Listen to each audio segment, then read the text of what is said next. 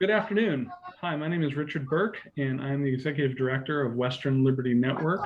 Western Liberty Network is a 501c3 organization that trains people how to be candidates, how to serve in local nonpartisan office, how to be good citizen advocates, and also how to be effective campaign volunteers. Today, we're going to be dealing with the citizen advocate part of it. I want to make very clear that Western Liberty Network, as a 501c3 organization, doesn't take any position in support of or opposition to any candidate, legislation, or ballot measure or political party. People are free to use this training any way they wish. And participants that may speak, they're free to say whatever they like, but they may not necessarily indicate the position of Western Liberty Network. And with that, what I'll do for those who may be viewing this recording is briefly share my screen. And what you're going to see here is the Western Liberty Network website. And so you can access training by simply going to the training tab. And when that comes up, if it comes up,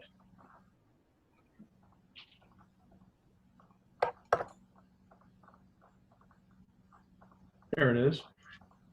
You can go through the various resources that we have available. We have a lot of training documents on these topics. We're adding topics all the time. And we also have recordings of previous Saturday trainings that you can access and view. They're all YouTube videos, but you can access them by clicking on them. The internet is slow today, so it isn't coming up. If you have a broadband connection, you shouldn't have this problem. If you like what you see and would like to help Western Liberty Network, you can always click on the support tab and you can make a one-time contribution or you can make a recurring contribution to support Western Liberty Network. And as always, contributions to Western Liberty Network are completely tax deductible. So that gives you a bit of an idea of what is on our website and the resources that are available. So I will stop sharing now and we'll go back to regular view. What we're going to talk about today is going to be the structure of an argument for a policy change proposal. Now that's a mouthful, that's a word, but what it really means quite simply is if you have an idea to solve a problem and you have a plan to solve a problem, this will tell you how to present it. The great thing about this is that it is not just something that you can use in government or business, but you can also use it in your personal life. If you want to change the way your family is doing something, or you have an idea to do something new, this argumentation structure is going to make it easier for you to organize your idea and present it to your husband or wife or whoever else you need to talk to. So it's good in life. It's good in organizations that you might belong to, whether it's a political party or a PTA organization or a service club. And it is also good if you are working for a ballot measure campaign, if you're trying to convince people to sign a ballot measure, or if you're testifying in front of the legislature for a proposal. This is extremely useful. It's simplified a little bit. I was taught this structure when I was in competitive debate, and this is simplified a little bit, but you'll get the general idea. And this will be the first in a number of trainings that I'll provide over the next several months, off and on, in order to teach people how to construct arguments, not just on how to propose things, but how to stop things. And this will be useful as we go into the ballot measure cycle and as we go into the next election cycle. Okay, I'm going to share the screen again, and I'm going to bring up a document. Actually, I'm going to send this document to you, and it will be available for download on the Western Liberty Network website when this training is posted. I'm going to send this file.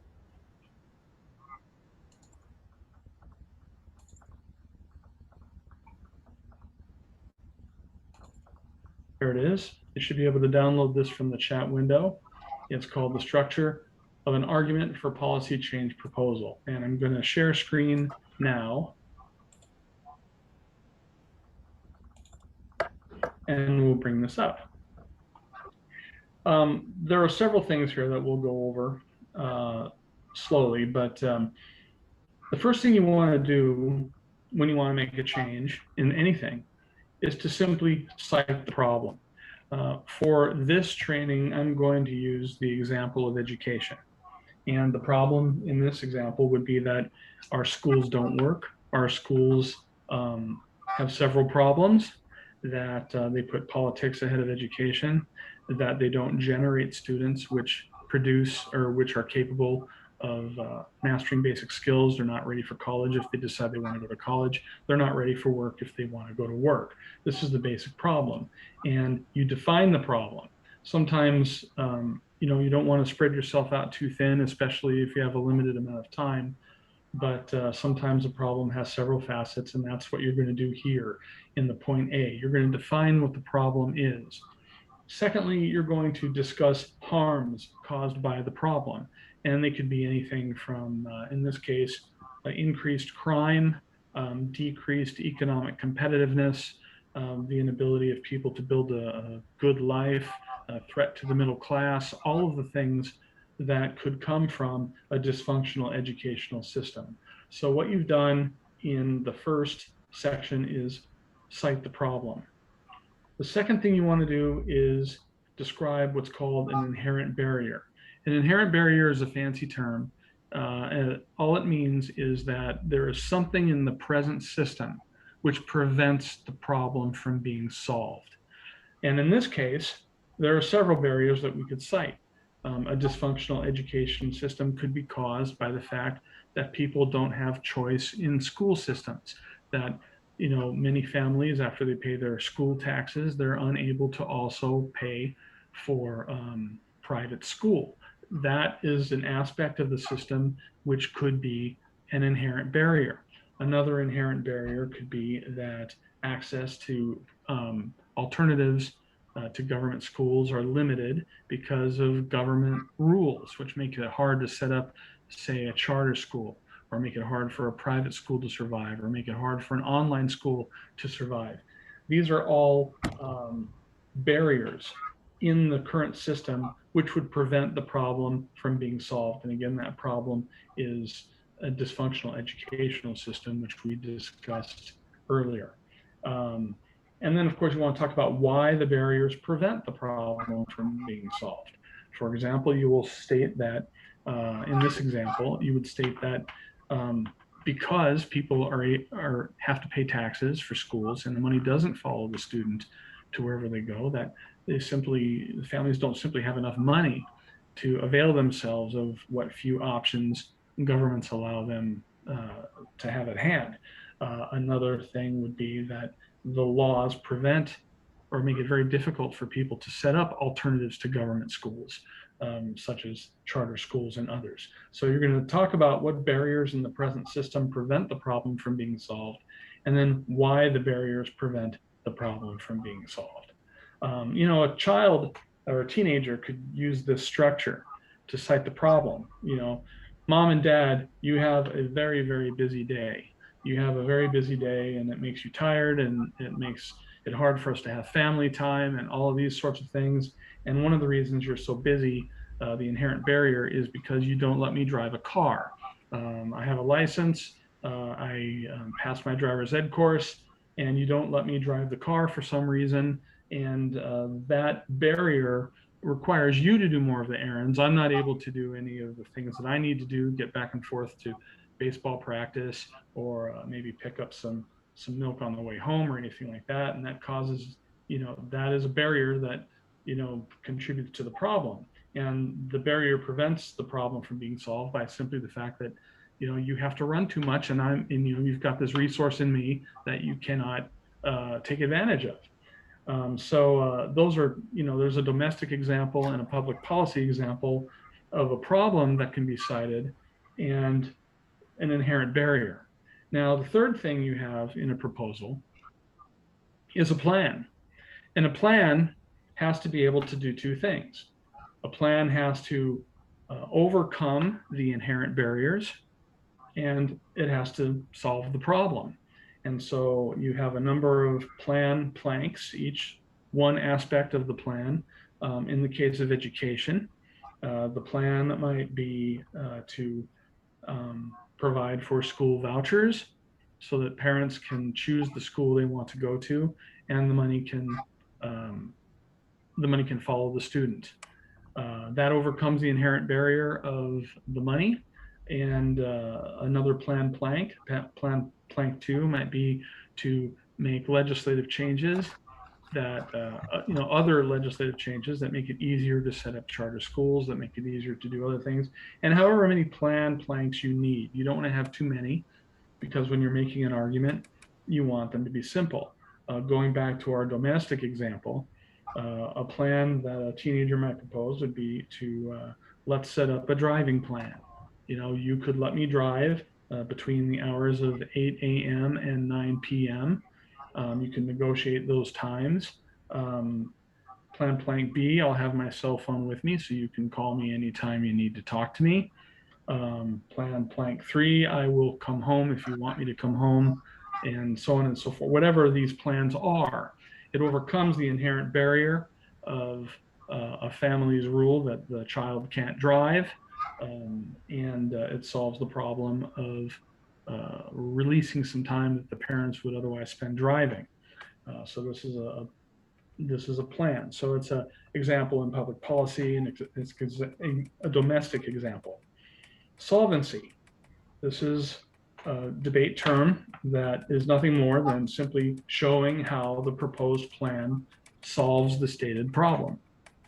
In the case of school choice, solvency will be achieved by the fact that parents will have the ability to choose, not just in theory, but in practice, which school their child will attend, which school is best for their child.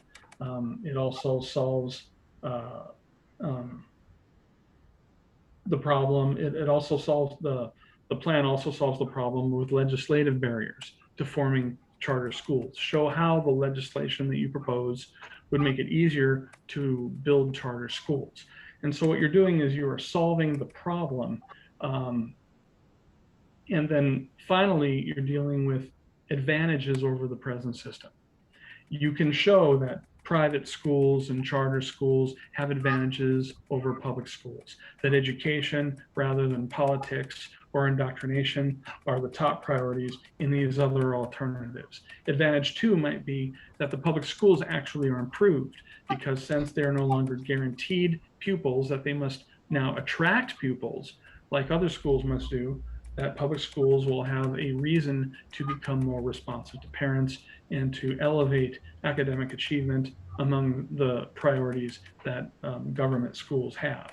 And all of the other advantages, such as we will have kids that actually learn, that actually are able to take a job out of high school. They're actually able to go into vocational training or college if they want to. It'll be good for society. It'll reduce crime. We'll have stronger families, less domestic abuse. All of these advantages, and some of these are solvency arguments too. You might want to put them there. In the domestic example, the child might say that my plan solves the problem. It solves the problem because I am able to take myself to baseball practice or Boy Scout meetings or whatever, and you don't have to do all of those things, and you have more time to do what you want to do. And the advantages might be, you're more relaxed, you get better sleep because you're less stressed, you can do less. You also build confidence in your child because I will obey the rules that we agree to in the plan, and that as time goes by and you see that I'm dependable, you'll have pride in me, and you'll be able to be confident that I'll be able to make good decisions and all of those sorts of things, and all the advantages which come with it. If you do these four things, you will be much more successful than if you do not do these four things. In the document that I sent you, I also have some links, and I'll send them to you now. These are links that I found on the internet that describe how to write an affirmative case. And I'm going to send that, let's see if I can gotta copy it and paste it. There it is. So that is one link. Another link is an example of an affirmative case. When I say an affirmative case, it is debate lingo. I'm talking about a proposal to overcome a problem. So we have copy here. This is an example of an affirmative case. And responsibilities that someone making such a case has in order to be persuasive. Affirmative responsibilities. Now, these links are also provided in the document that I sent you earlier. And, you know, a lot of people vary how they organize some of these arguments. You know, for example, in one of the links I show you, it suggests that you put the inherent barrier first, not second as I'm advising. But I want you to read them, and based on, you know, how you feel comfortable in making an argument or proposing a policy idea, you can use variations that work well for you. But all of the things that you do will have these, these 2, 3, 4, 5 elements: citing the problem, establishing what the inherent barrier is that prevents the problem from being solved, a plan which solves the problem but also overcomes the inherent barrier, and also solvency, showing how the proposed plan solves the stated problem, and then fifth, other advantages over the present system that the plan will realize. And so if you follow these things, it will make it easier for you to be an advocate. And with that, I will stop sharing and see if you have any questions. Are there any questions or comments that you'd like to share?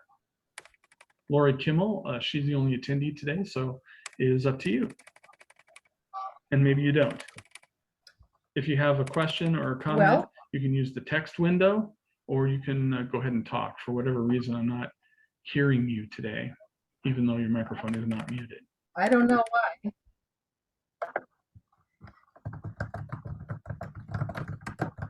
Okay, I don't see any questions, so you have the information. And for people who, I have to write my final argument, is what Lori Kimmel said. I don't know if that means that she's writing it right now or if she's writing it for some other purpose. But, oh, I think maybe you're talking about, I understand what you're doing. You're at this writing, or at this moment, the attendee is running for a position that will make her a national committee woman for the Republican Party. So anyway, hopefully this information will be helpful to you. And for those who are viewing this recording, I hope this information will be helpful to you as well. Again, if you would like to contact me or avail yourself of any of the other Western Liberty Network resources, you can go to www.westernlibertynetwork.org. And I thank you very much for your attention today. So that'll be the end of this meeting, and God bless. And hopefully we'll see folks at the next training, which will be Saturday at 1 p.m. Thank you.